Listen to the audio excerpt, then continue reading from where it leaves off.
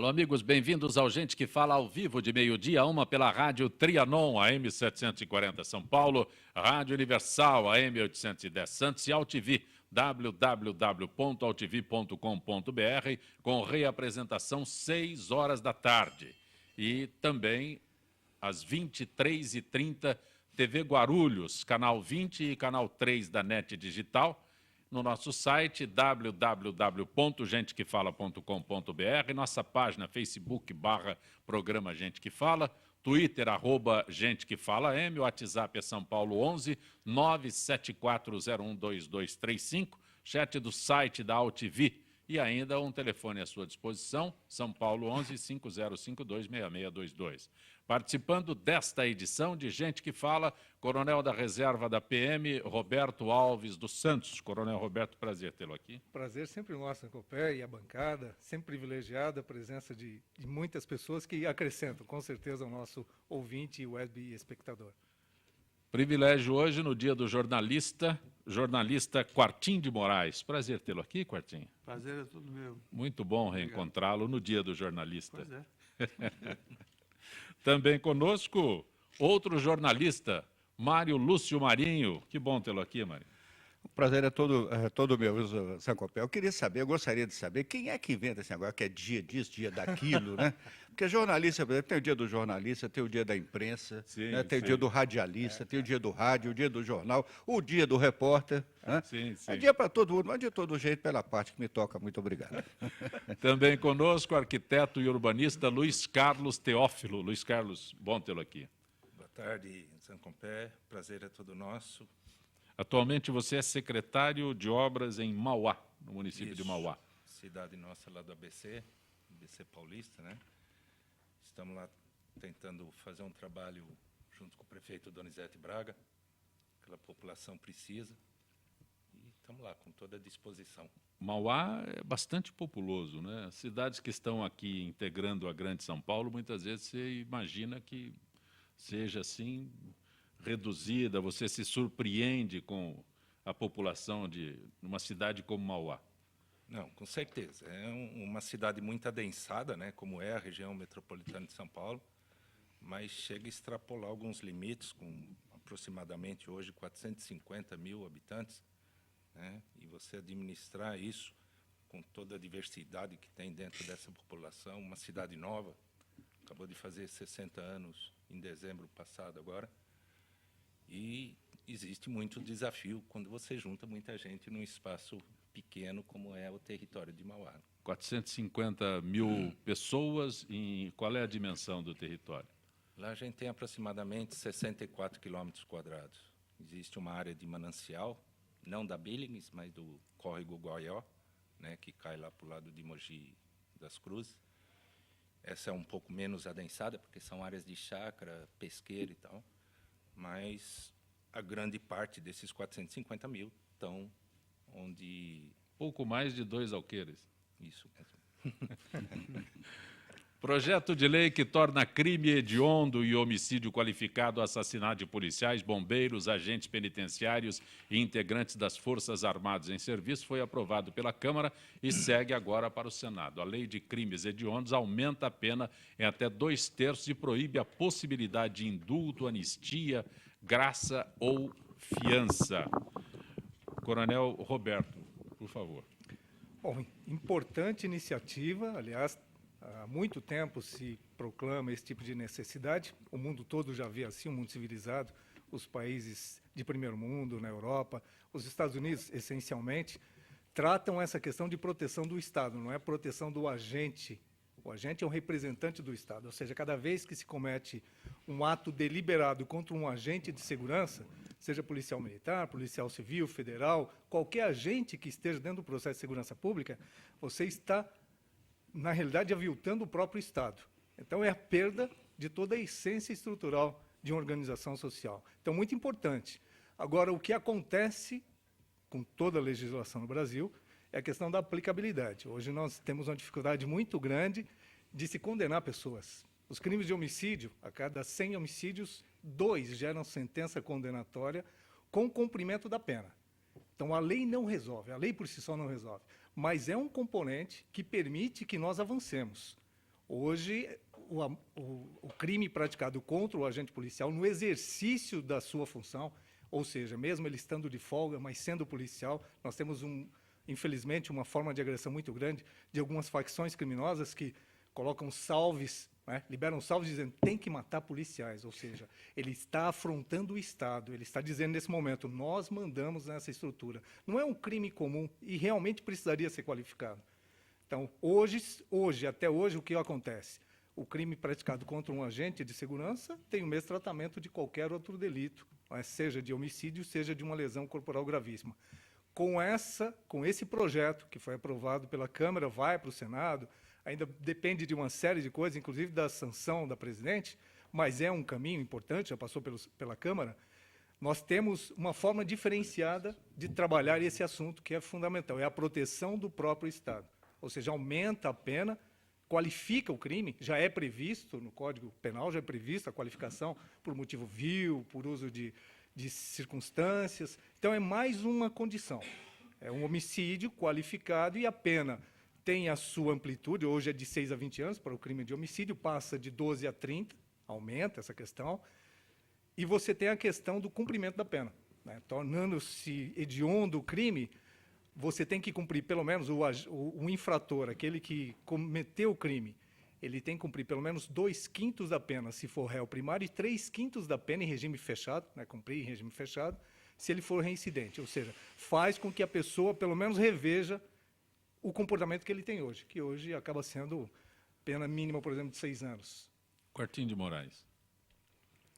Eu concordo com o coronel. Eu acho que a medida faz sentido, né? Já era reclamada há algum tempo. Mas eu acho que, na verdade, o problema no país não é, no que diz respeito à justiça, não é certamente a carência ou inexistência de leis. Leis nós temos, eu acho que até mais do que a conta, né? Mais do que necessário. Embora, evidentemente, pontualmente seja conveniente você aqui ou ali aperfeiçoar. Acho que o problema maior da justiça é a questão da execução mesmo, né? A nossa estrutura judiciária está um pouco sobrecarregada, né? Viciada, e isso acaba resultando no enorme desserviço à justiça, né?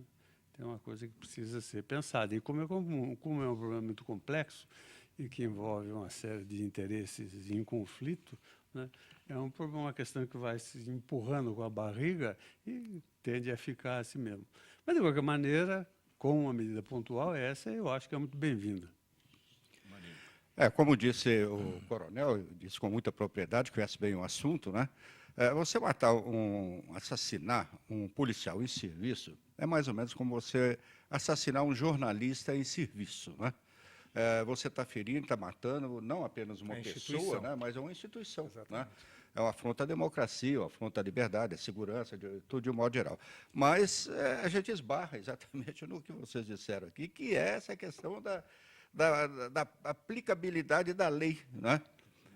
E o Quartinho lembrou bem, a gente tem lei demais no Brasil, muita lei, e as leis não são cumpridas. Mais tem leis no mundo. Como uma palavra imagino que comum. sim, né? São Deve milhões ser, de né? leis. Mas não são cumpridas, não são aplicadas, são medidas protelatórias. Se você arranja um bom advogado, tudo bem, você vai embora, vai lá. Para ficar preso hoje precisa ter um bom advogado. Senão está na rua. O cidadão arquiteto e urbanista, Luiz Carlos. Como é que Como o você cidadão disse, analisa como isso? cidadão, Porque né? Nós tivemos a opinião de 2 jornalistas, o Mário Lúcio Marinho também é advogado, né? Mas aí a visão do cidadão. Eu, como formação, não só acadêmica, mas dentro da família, eu já vejo o homicídio como um crime hediondo por si só, né? Como o coronel falou, existem várias leis que, se fossem aplicadas coerentemente e diretamente, eu acho até que já faria jus, né, a pena. Agora, é aquela coisa, com quem está cuidando da segurança, está a serviço, se expondo, às vezes, em muitas situações, né, sofrer esse ataque, concordo que aplicar uma localização naquele ato, né, de como a lei está se pensando, só reforça aquilo que, sei lá, acho que a sociedade brasileira entenda Coronel pensa Roberto, nisso. o Peterson aqui de São Paulo, é verdade que os números da criminalidade caíram? O governo sempre diz que sim, mas não é o que parece, fala o Peterson. Peterson, tudo bem? Bom dia. Na realidade, os números caem, os números são sazonais. Então, aumentar ou diminuir o número de criminalidade, para o cidadão, pouco afeta. São números, são estatísticas. O cidadão não quer ser vítima, claro. Então, o processo não vai trazer mais segurança saber que os números caíram, que de 30% caíram para 20%. Isso pouco reflete no dia a dia. Porque o modelo que nós vivemos de segurança é de projetar para o Estado toda a responsabilidade. Então, o Estado, por isso que vem os números, o Estado precisa, é quase que uma autodefesa. Pelas nossas ações, diminuíram tantos crimes de homicídio, de roubo, de furto, mas, na realidade, o processo de segurança, está na Constituição, é responsabilidade de cada um de nós. Todos os eventos, né, em que a vítima acaba tendo uma vítima de algum crime, existe uma participação da vítima. Ou seja, ela deixou de ser precavida em algum momento. Para o crime acontecer, ele precisa dessa falta de precaução da vítima e do fator surpresa do criminoso. Esses são os dois batentes fundamentais para o crime acontecer. Quando você tira um dos dois, então o que acontece com o crime? O criminoso fica esperando, ele é oportunista.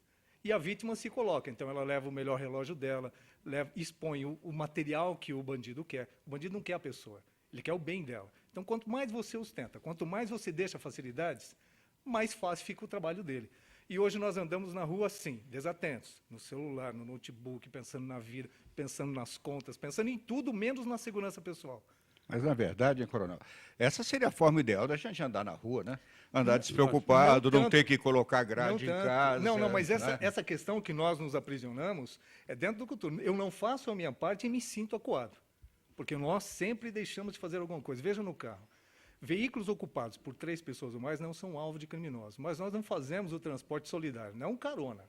Transporte solidário. Junta 2, 3 dias, vamos fazer. Não é vítima. Veículos em movimento não são alvos do criminoso. O que acontece hoje? As pessoas são assaltadas no descuido, seja no shopping, seja em qualquer lugar. Nós andamos muito desprecavidos. E veja só, os acidentes que acontecem hoje nos veículos, a maior incidência não é pelo uso do álcool, por exemplo, das drogas, é pela desatenção pelo uso de celular ou equipamentos eletrônicos. Então, nós estamos desatentos. E por isso que os números acabam crescendo. Então, nós precisamos fazer a nossa parte. A estrutura policial em qualquer parte do mundo, ela é parcial, ela não consegue atender toda a demanda. Claro, não dá para colocar... Mas, coronel, o senhor coloca um dado que é antigo, quando o senhor fala no número de acidentes, né?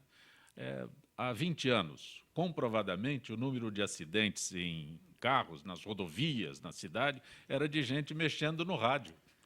Então, quando você fala... Olha, o grande problema, Zé Copé, é que nós não tínhamos estatística há 20 anos. Esse é a grande questão que nós comentamos. Nós temos estatísticas da década de 90 para cá. Não tinha estatística. Nós não sabíamos quantas pessoas morriam pela falta do cinto. Alguém fez uma pesquisa um dia, não tem cinto, vai morrer mesmo. Não usava cinto. Não usava o cinto, então não tinha. As estatísticas são recentes. A Secretaria de Segurança Pública faz estatística de 96 para cá. Então, nós não tínhamos números. Sempre ocorreram problemas de falta de atenção. Antes, porque não tinha motivo para se preocupar. Podia andar na rua, eu andei na rua, você andou na rua, todo mundo brincava na rua. A sociedade muda e nós temos que nos adaptar às mudanças. Isso é natural em qualquer sociedade.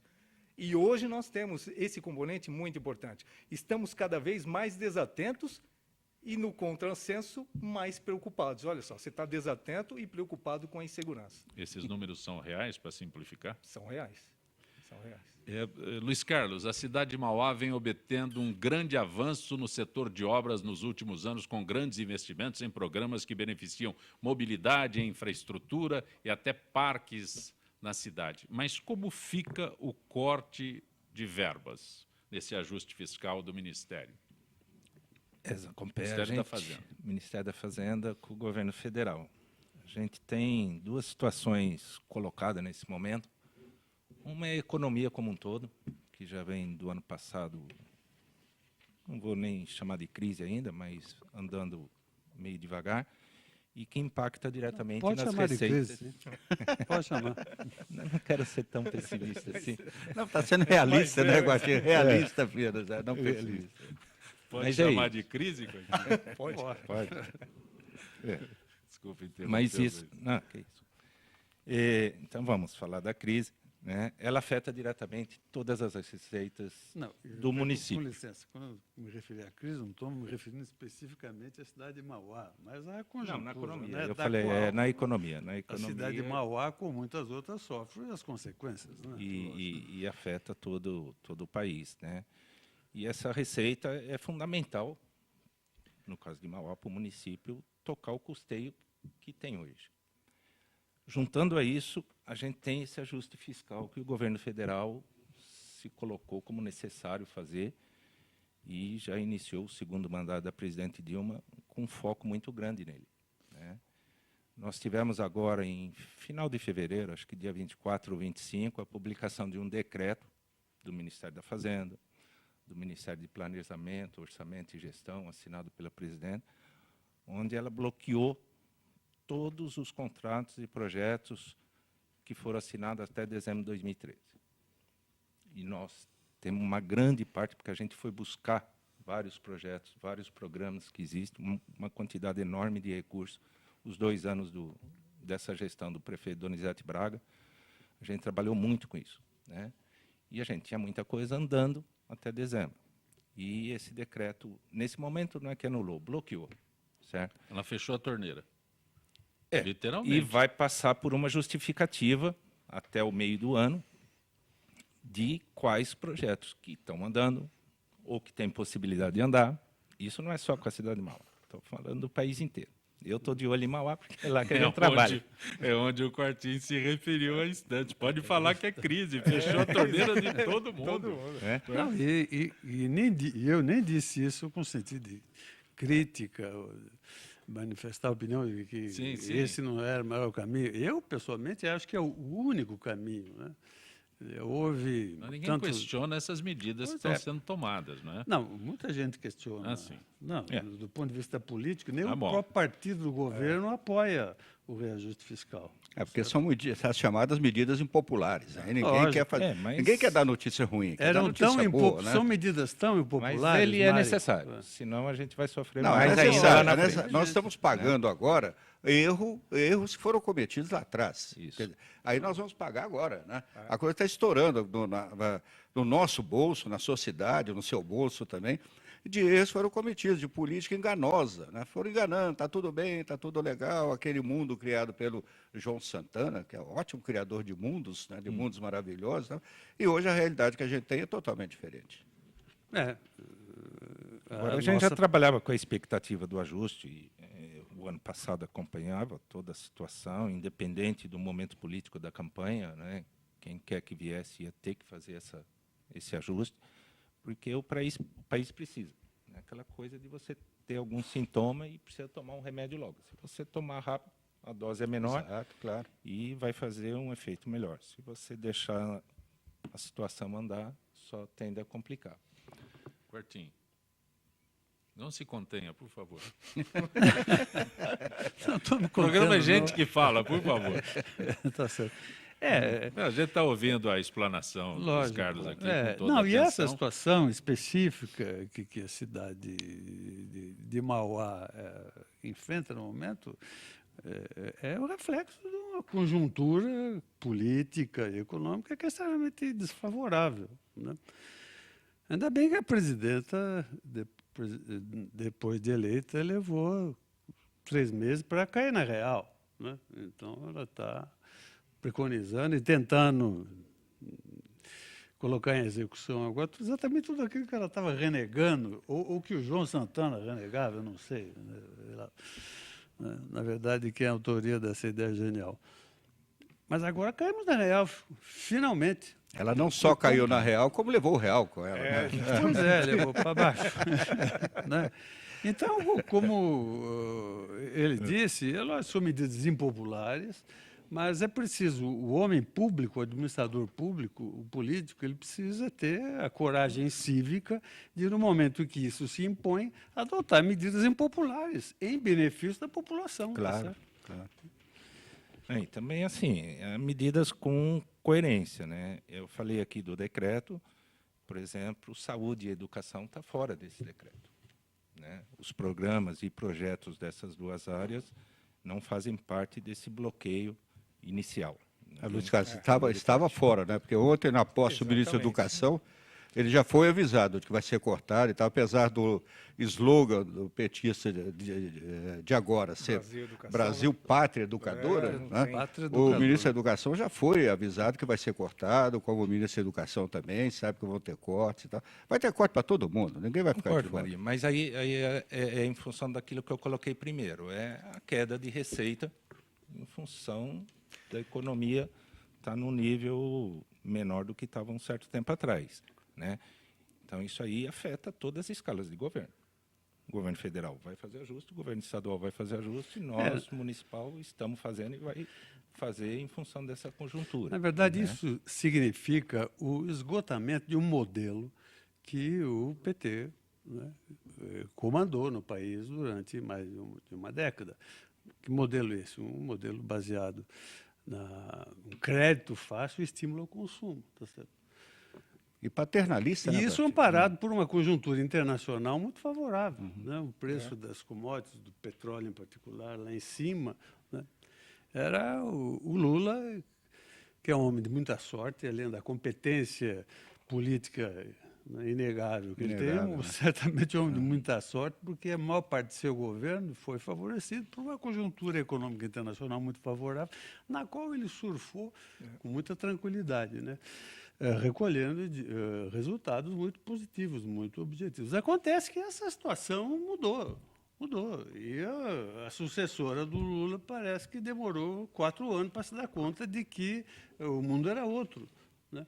Então, agora é a hora das medidas amargas, né? Nós temos que... Mas, sinceramente, eu vejo assim, pode ser na economia familiar.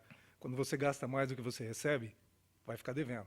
Claro. A gestão em si depende do partido, independe da linha, mas a gestão ela tem sido errada há muito tempo. Quando você gasta mais do que você pode gastar mais, por exemplo, dar mais assistência do que vai receber. Para eu assistir alguém, eu preciso receber.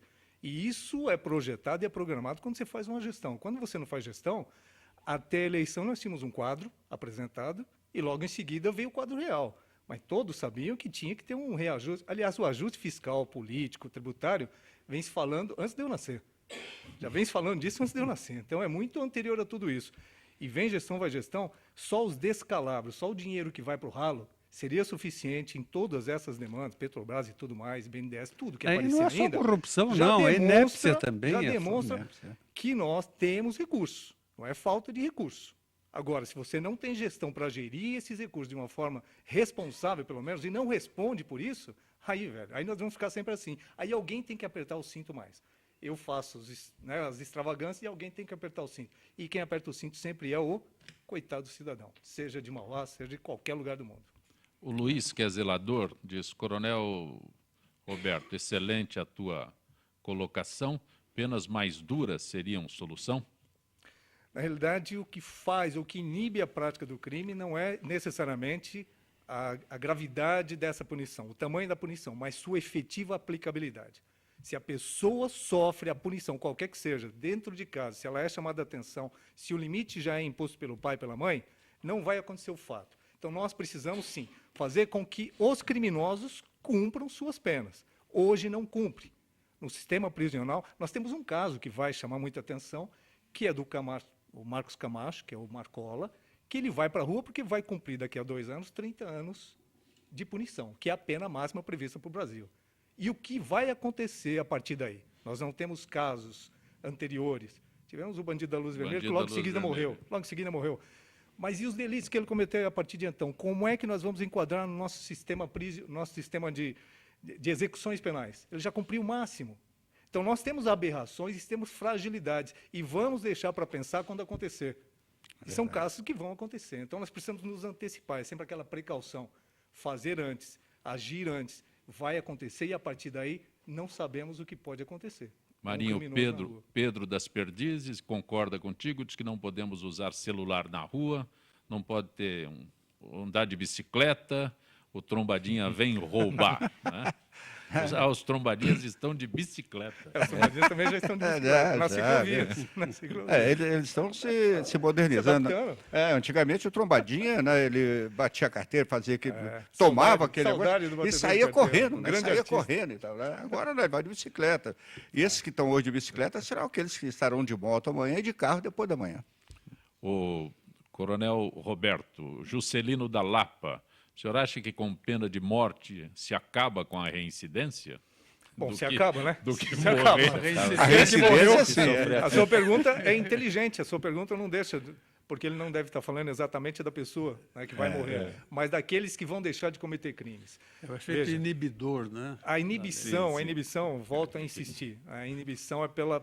Ninguém quer ficar preso. O cárcere não serve para ninguém. O marginal não quer ficar no cárcere. Ele quer ficar no cárcere que se tem hoje, com celular, televisão, mas encarcerado mesmo, cumprindo pena, trabalhando, que deveria ser o sistema prisional, talvez seja o mais frágil de todo o sistema do ciclo completo de polícia e justiça. Porque o sistema prisional não corrige, que seria a função, e não reprime também. Hoje é a farra do boi. Você vê em todo lugar o cara da TV assistindo tudo, acompanhando tudo e cometendo e comandando o crime de dentro do sistema. Então, Marinho. essa é a grande questão. Pena de morte só evita daquele que morreu de, né, de continuar cometendo A crime. incidência só para quem Só foi pra ele, só executado. pra ele. Né? O Jaime, do Jardim Bom Filholi, pergunta a você, a exemplo da Globo e da Sport TV, outras TVs estão colocando ex-jogadores, ex-árbitros para comentar futebol e arbitragem. Agora até rádio está fazendo... Até agora? Você não está acompanhando o rádio há tanto tempo, hein? Qual será o efetivo futuro do jornalista esportivo? Pergunta o Jaime. Marinho. Ô Jaime, um abraço, Jaime. Olha, essa aí é uma questão realmente que dá muito para discutir. Né? Primeiro é o seguinte, a gente não pode, não dá para ficar protegendo, olha, só o jornalista pode fazer isso, só o jornalista pode fazer aquilo. Tem que ter competência para fazer, não é? E essa é uma situação, Jaime, que é de muito tempo. Eu me lembro que na Copa de 1982, por exemplo, o Sindicato dos Jornalistas conseguiu impedir que o Zagallo comentasse jogos, se eu não me engano, na Rádio Jovem Pan.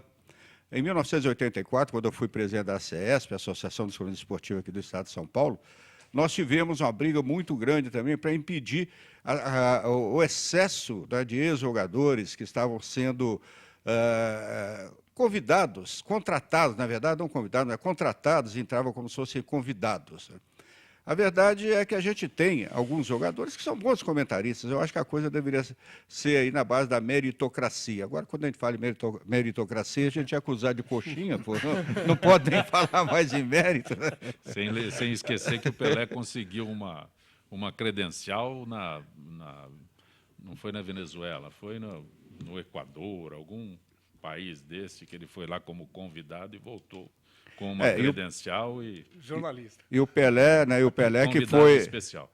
dentro de campo foi o rei do futebol, o maior jogador de futebol. Como comentarista, ele não jogava nem no time do Ibis. Você ruim está demais. acompanhando Gente que Fala pela Rádio Trianon, AM 740 São Paulo, Rádio Universal, AM 810 Santos, AltV, www.altv.com.br e TV Guarulhos. Retornaremos em instantes.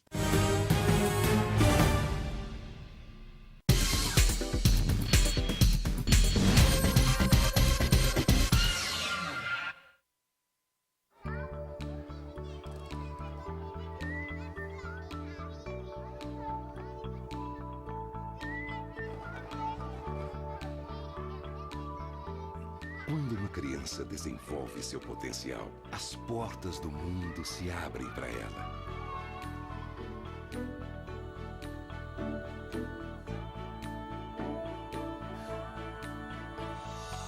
As possibilidades são infinitas e ela começa a construir o mundo em que quer viver. Ela aprende que pode transformar vidas, começando pela própria. E acreditar que o impossível é possível. Cada criança na escola é um potencial a ser descoberto.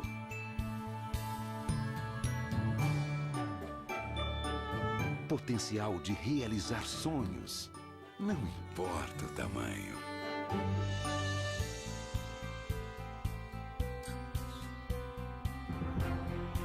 É hora de despertar o potencial das novas gerações. As crianças são o futuro. A educação é o presente.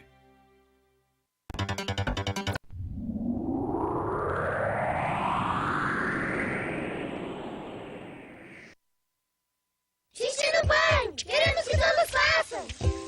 Homens, mulheres, crianças, brasileiros ou não, nobres, plebeus, músicos, desportistas, pessoas que são metade homem e metade monstro, coisas do além, lendas brasileiras, lendas gregas, pessoas boas, pessoas não tão boas, gênios da arte, gênios da ciência, trapezistas, amantes, pessoas de outros planetas, fenômenos do cinema. Enfim, se você faz xixi, tá convidado.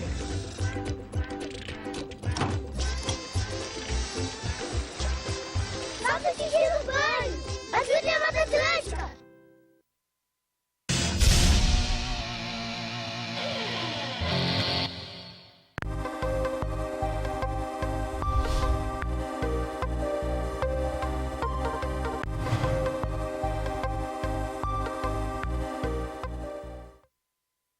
Tudo tem a ver com alguma coisa.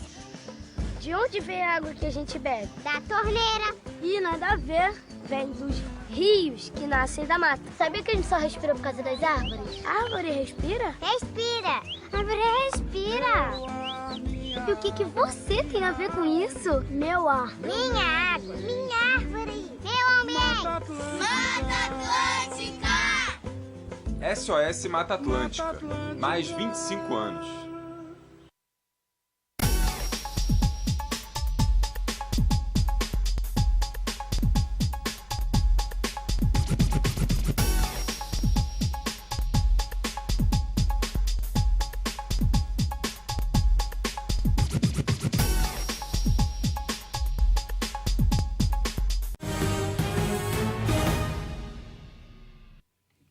Você está conosco no Gente que Fala pela Rádio Trianon, AM 740 São Paulo, Rádio Universal, AM 810 Santos e AltV, www.altv.com.br e também TV Guarulhos. Hoje é dia de nosso contato com a FIPESP, dicas voltadas aos servidores da educação. Gisele Souza, do setor de eventos. Boa tarde, Gisele. Boa tarde, Zancopé. O meu boa tarde aos debatedores e aos ouvintes do Gente que Fala. Gisele, servidor público na educação tem manual completo sobre sua vida funcional. A Secretaria de Educação do Estado disponibilizou 2 manuais completos para os servidores da educação. Esses manuais são de grande relevância, já que os professores representam em números a maior pasta do Estado de São Paulo. Esses manuais podem ser encontrados onde? Podem ser encontrados no portal da Secretaria de Educação do Estado de São Paulo, no site www.educação.sp.gov.br. Está liberado para quem tiver interesse ou dúvidas sobre os direitos e deveres do funcionário público da educação. A versão impressa da cartilha Vida Funcional também foi distribuída para mais de 5.000 escolas estaduais e beneficia cerca de 300 mil funcionários da educação. O que contém esses manuais, Gisele? No volume 1 é possível conhecer as regras de como funciona, por exemplo, o concurso para ingresso no magistério estadual. Também neste volume, o servidor público da educação terá conhecimento a respeito dos trâmites administrativos de sua carreira, como as regras para a licença médica. E no complemento desse manual, volume 2, o que há de novo? Entre os temas da vida funcional da educação, há regras referentes à licença prêmio, que é um benefício muito importante para a categoria, pois esses profissionais enfrentam no dia a dia obstáculos que envolvem a problemática do desenvolvimento humano, como agressões em salas de aula, até falta de estrutura para sua função docente. Além dos textos informativos, o material mostra ainda exemplos de formulários e requerimentos que deverão ser preenchidos ao longo da carreira. Gisele, agradeço a tua gentileza mais uma vez conosco, trazendo informações da FIPESP. Grato, Gisele. Obrigada, Zancopé. Boa tarde a todos. Conosco nesta edição de Gente que Fala, o coronel da reserva PM, Roberto Alves dos Santos, o arquiteto e urbanista Luiz Carlos Teófilo, que é secretário municipal de obras de Mauá, jornalista Quartim de Moraes, jornalista Mário Lúcio Marinho, escritor também, O Padre e a Partilha. Este é o mais recente? É o primeiro romance, né? O primeiro de ficção, realmente, Sim. né? O Padre e a Partilha, que vai ser lançado ainda. Está até quentinho, né? Você está vendo, né, que está quentinho, então, né? Vai ser lançado no dia 12 de maio, na livraria Martins Fontes. Martins Fontes, na Avenida Paulista. Paulista. Né? Esquina com a Martins Brigadeiro dos Antônios. Isso, número 509, a partir das 18 horas. O primeiro romance, é um romance... eu gostei, eu acho que eu sou meio suspeito para falar. Tá, né? Mas, Você gostou? Gostei. Você já leu? Eu Você já já li, leu? já li. Aprovado. Tá, pode ver que é interessante. É interessante. O Padre e a Partilha. O Padre e a Partilha. Parabéns. Mas me perguntaram aí o que o padre tem a ver com a partilha. Bom, claro que eu não vou contar, senão você não vai comprar o livro, não vai ler e tal. Mas é uma história que começa no final do século XIX, acaba na metade do século XX. Passa aí por Minas Gerais, Rio de Janeiro. Compre o Padre e a Partilha. Compre o Padre e a Partilha. Não vou deixar você contar detalhes aqui. O registro hoje, 21 horas, programa da torcida palmeirense Família Palestra. Família Palestra TV, tudo sobre o Alviverde imponente, às 21 horas em altv.com.br. Tá certo? Tá certo, Jamin? Mas você é São Paulino, hein? Quartim de Moraes, cadê a pergunta para o Quartim aqui, Jamin? Cadê, Jamin? Eu não tenho muita intimidade com esse negócio aqui, né? Isso aí, bom, primeiro, chama computador. Então, mas aí, eu já não tenho intimidade com isso daqui. Você mexe à distância, fica pior ainda. O Sérgio pergunta a você, Quartim, como foi trabalhar no governo Montoro? Eu acho que esse Sérgio boa tarde, Sérgio. É um assíduo espectador desse programa, porque da última vez que eu participei aqui, me fizeram uma pergunta semelhante. Fez a mesma pergunta. Eu não me lembro se era o próprio Sérgio, mas... Sérgio de Moraes, ele chama. Pergunta exatamente o quê sobre o governo? Como foi trabalhar no governo, a experiência. Bom, foi uma no extraordinária experiência, eu aprendi muito com isso, porque... como todos devem se lembrar, o Montoro se tornou governador do estado de São Paulo em 1982, depois de 20 anos, né, em que o regime autoritário, a ditadura militar, impunha eleições indiretas para os estados, e tínhamos governadores chamados biônicos, né? E depois de 20 anos, então, houve finalmente, de novo, eleição para o governo do estado. Então, foi um marco importante na história política, né, do país, né, a retomada das eleições diretas, a começar pelos governos do Estado. Naquela época, não tinha ainda para presidente da República, né, sua vez um pouco mais tarde. Só em 89. E eu atuei com o Montoro como jornalista na área de imprensa. E fui, aliás, o primeiro e único secretário de imprensa do governo do Estado, porque a gente tinha uma proposta que acabou se revelando ingênua, né, de separar, como a gente dizia na época, a verba do verbo. Os jornalistas que cuidavam da relação do governo com a imprensa e alguém publicitário, de preferência, que cuidava da relação do governo com verba, com publicidade, com anúncio. A gente achava que, do ponto de vista de uma gestão democrática, era importante você separar uma coisa da outra, né? Mas o fato, a verdade, a triste verdade, é que nós todos, o Estado, o país e nós, né, não estávamos preparados ainda para um avanço democrático dessa amplitude, né? Porque foi só a gente tomar posse que começamos a perceber sintomas claros, evidentes, de que o esquema não ia funcionar, né? Eu me lembro de que, com pouco menos de um mês de governo, o Montoro teve um município grande aí, do interior, né, passou o domingo lá, fazendo inaugurações e uma série de atividades. E 2 dias depois, na terça-feira, eu estou no meu gabinete e recebo dessa cidade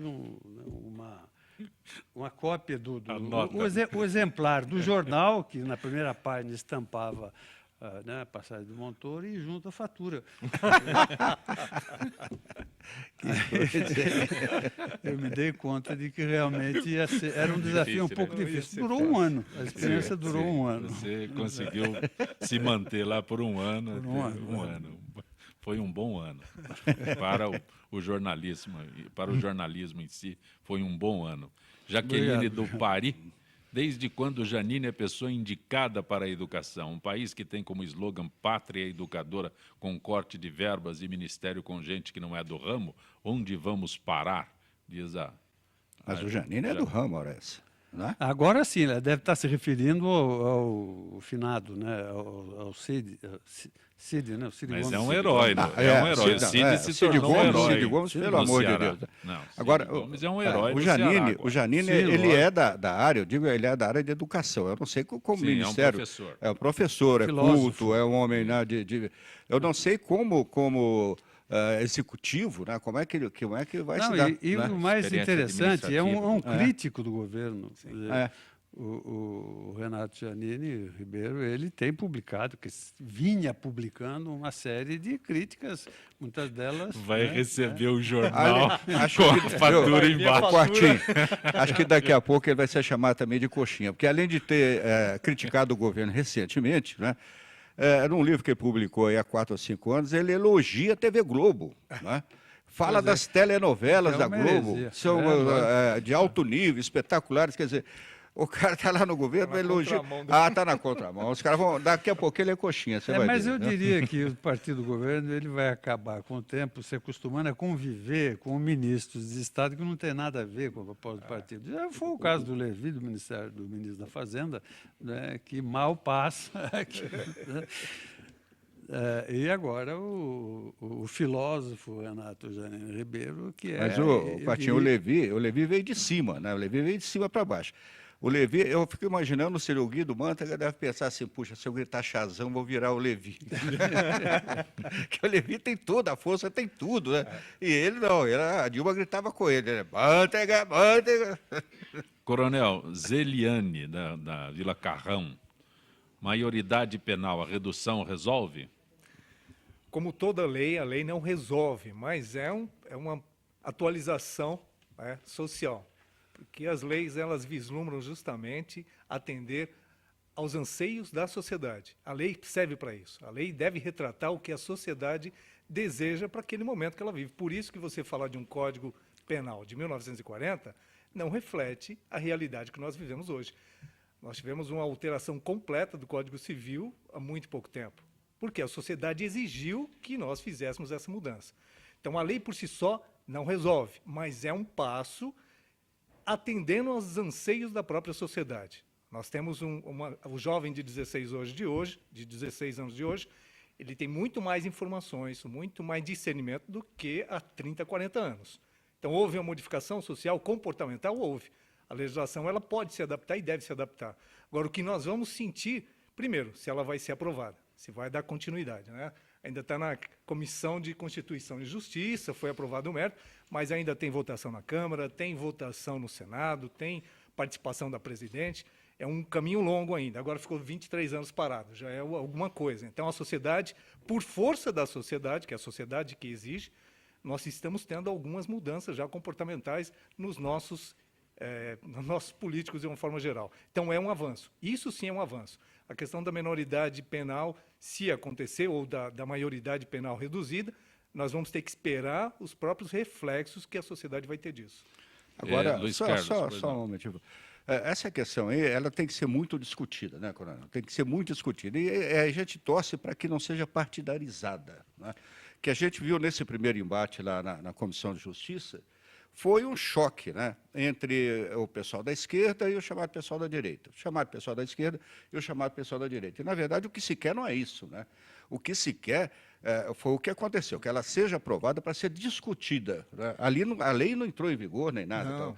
Isso vai levar tempo para ser discutido e tal.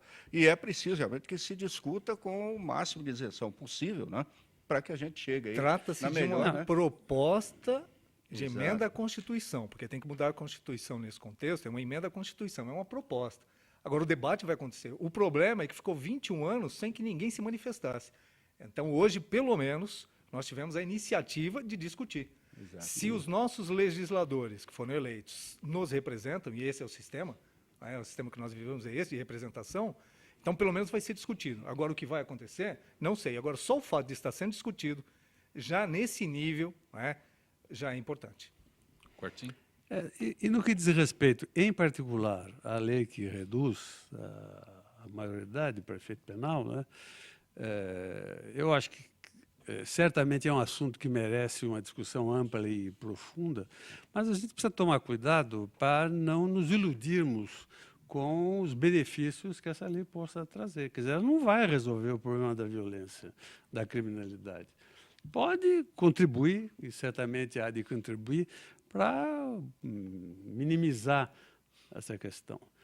Mas eu acho que está muito longe de resolver o problema. Até porque eu entendo que essa coisa da criminalidade de adolescentes, né, de menores de 18 anos, ela é certamente um grave problema policial, vamos chamar assim, mas é sobretudo um problema social também que precisa ser analisado, né, encarado, e devemos tentar resolvê-lo nessa perspectiva de problema social, tá certo? Não é com... E problema social, a gente sabe, não é com cadeia que se resolve, né? Eu não quero fazer um discurso coxinha aqui, porque já deve ter... Né? Mas a verdade é essa. Né? Okay. O problema é muito mais amplo, muito mais complexo, e não vai ser rebaixando, diminuindo 2 anos a maioridade, né, que você vai resolver o problema. É uma ilusão isso. Ô, Luiz Carlos, Ivani, quais são os principais ou as principais carências na área de mobilidade urbana em Mauá? Como a gente falou no começo, a gente tem muita gente no espaço adensado. Então, o fluxo de veículos, as avenidas estreitas, o transporte coletivo, que é prioridade para o governo lá e deve ser em todo lugar, né? A gente precisa dar uma equação para isso. Existem vários projetos na cidade de corredores de ônibus, linhas preferenciais de ônibus, né? E também ampliação de avenidas marginais em espaços ainda vazios, vamos falar assim, que mexe com pouca desapropriação, com remoção de gente, para que a gente faça um fluxo, né, desse conjunto de trânsito, vamos falar assim. Tem o trânsito de serviço, que é o transporte de carga, os trabalhadores, tem o fluxo pessoal de carro, né? Então, na parte de mobilidade, inclusive, existe um investimento programado, apesar da gente ter falado do ajuste aqui, da crise, ele está garantido, porque está fora do decreto, né? Nós temos ali já 80 milhões contratados com o governo federal e vai sair no próximo mês uma licitação para investir em 3 terminais de ônibus, refazendo também a lógica das linhas, e um corredor de ônibus exclusivo na avenida. Um outro assunto, aproveitando, qual foi, aí na área de transportes, né, qual foi o reflexo do Rodoanel ali em Mauá? O Rodoanel, assim, para localizar Mauá, naquela questão de logística, foi super importante, né, porque Mauá ganhou um acesso diferenciado. O Rodoanel tem aquela visão de rodovia classe 0, que a Dersa, os projetistas chamam, que só tem acesso nos entroncamentos com outra rodovia, né? E o acesso de Mauá pela Avenida Papa João 23, que depois ligou com a Jacupesco e que serviu de alternativa até hoje para o trecho leste do Rodoanel, que foi inaugurado o ano passado, né? Isso aí colocou Mauá no mapa, assim, que a gente chama da esquina do Estado de São Paulo, esquina da ABC, porque você tem imigrantes à mão para descer para Santos, imigrantes em Anchieta, né? E o restante das rodovias para o interior do Estado. Então, Mauá ainda tem uma condição de áreas num distrito industrial encostado no Rodoanel, que tem muita área livre para receber investimento, indústrias de porte, e já vem acontecendo. O Rodoanel, o trecho sul, foi inaugurado em 2010, né? Nesses 4 anos e pouco, tem uma alteração de movimento, de investimento geral ali naquele setor. Coronel Roberto. é piloto de helicóptero também, né? Um dos assuntos que nós temos, lamentavelmente, não é sobre o acidente de helicóptero recentemente, nesse final de semana, que acabou vitimando o filho do governador Alckmin. Não é? E agora se fala numa série de medidas a serem tomadas, tal. Eu gostaria que o senhor esclarecesse. Existe uma ideia para um piloto de helicóptero o que aconteceu? Eu sou leigo, eu só vejo o helicóptero andar para cá e para lá, mas um piloto de helicóptero experiente como o senhor. E hoje nós estamos numa fase de instrutores da atividade, e é muito, muito trabalhado. O piloto, para chegar no nível que o piloto, para poder ter esse tipo de aeronave em suas mãos, ele tem que ter muita experiência, e ele tinha. Começamos juntos, inclusive, na mesma fase, há mais de 30 anos. Então, ele tinha muita experiência. A aviação só perde em segurança como meio de transporte para os elevadores. Só elevador é mais seguro que a aviação. Então, é um meio de transporte extremamente seguro. Agora, pode acontecer? Pode. 93% dos acidentes acontecem por falha humana. 5%, 6% por problemas mecânicos da aeronave. Tudo que é mecânico pode dar problema. E 1% por fatalidade. Esse caso especificamente nós vamos ter que aguardar as investigações, mas ele está muito próximo de uma fatalidade, porque é a aeronave mais segura que eu conheço. Extremamente segura, extremamente moderna. Para se pilotar tem que ter muita experiência. E o fato que aconteceu, agora nós vamos ter que aguardar, porque só falta de controle, e aí não depende do piloto, a perda de uma pá poderia trazer isso, um acidente, um choque eventual com algum tipo de estrutura, uma ave, por exemplo, em alguma parte dessa pá poderia ter originado essa seção, e aí todo o desequilíbrio da aeronave, porque não tem controle. Né? O helicóptero é uma estrutura que ela não é aerodinâmica, então ela depende da única ponte de sustentação, que são os rotores, que são pás, como se fossem hélices, né, do helicóptero, ou as asas. É a única fonte de sustentação, que precisa da força motriz de um motor. Então, quando que o helicóptero pode cair? Quando tem uma falha de motor, que não é o caso, são 2 motores Ariel, extremamente modernos, a aeronave muito recente, é uma aeronave nova. Então, hoje, precipitar em falar para que caminho a gente vai, falha humana, falha do equipamento ou fatalidade, vamos ter que aguardar. Todas as possibilidades são viáveis dentro de um acidente aeronáutico, e o acidente aeronáutico é pesquisado, justamente investigado, não para resolver aquele problema, mas para que problemas futuros semelhantes não venham a acontecer. É a grande finalidade dessa investigação. Então, nesse momento, a gente tem só que lamentar, né, continuar dizendo que a aviação, seja de asas rotativas ou de asas fixas, é extremamente segura, não é? E que fatos podem acontecer, inclusive fatalidades. É aquilo que puxa a vida. Alguma coisa aconteceu e foge de uma rotina. Eu tenho muita experiência na aviação, já tive situações muito complexas e sempre é possível se fazer alguma coisa. Para chegar nesse nível em que o piloto não tinha nenhum tipo de controle, houve uma falha no equipamento, ocasionada por uma questão externa, que precisa ser verificada, um choque com alguma coisa, ou, infelizmente, uma fatalidade, algo que se rompeu e que não acontece. Uma pá se soltar por si só não acontece. Então, precisaríamos ver exatamente, vamos ter que aguardar, esse é o tipo de acidente que vamos ter que aguardar o final das investigações. Pois, Luiz Carlos, Walter Carlos, Mauá é uma cidade muito grande, parece que está se igualando a Guarulhos, onde você vê avanço e regresso nessa expansão. Acho que Guarulhos tem uma diferença muito grande. Né? Guarulhos, o aeroporto impulsionou a cidade de forma fantástica. É mais do que o dobro. Não vai chegar nunca. Em tudo, população, arrecadação. Né? Também. Os problemas podem ser parecidos, é aquilo que falou no começo, a região da Grande São Paulo tem muitas coisas iguais. Né? É uma conurbação que a gente fala, que vive aí mais de 20 milhões de pessoas e que sofre problemas comuns. Acabamos de falar de mobilidade, né? Transporte coletivo, infraestrutura, habitação, déficit habitacional, segurança, que a gente falou no começo. A região metropolitana são quantos municípios? 39 municípios. 39, quase 40. Né? Região metropolitana de São Paulo. De ministérios do governo federal. Né? Luiz Carlos Teófilo, agradeço a gentileza de ter vindo ao nosso Gente que Fala. Muito bom tê-lo aqui. Eu que agradeço, Sancompé, o convite. Né? É sempre agradável, ainda mais com a presença de gente tão interessante. Gente que fala, né? Jornalista, advogado, eu sou um técnico, Mas a gente fica muito Sempre feliz enriquece. e muito obrigado. Quartim de Moraes, muito bom revê-lo, principalmente no Dia do Jornalista. Agradeço a tua gentileza de ter atendido o convite do Fausto Camunha. Eu que agradeço, é sempre uma honra estar aqui presente, né? E me coloco, como sempre, à disposição de vocês. Um grande abraço. Um grande abraço. Coronel Roberto Alves dos Santos, muito bom tê-lo aqui. Eu que sempre agradeço, é sempre uma oportunidade de aprendizado. Essa bancada é escolhida realmente a dedo. Eu me sinto cada vez mais gratificado de ser lembrado. Estamos sempre à disposição. Mário Lúcio Marinho, que dia será a noite de autógrafos do Dia Padre e a 12. Partilha? Aliás, é um lançamento internacional. Vai ser lançado aqui em São Paulo e em Lisboa no mesmo dia. Sim. Dia 12 de maio, na Livraria Martins Fontes, na Avenida Paulista, esquina de Brigadeiro. Paulista 509.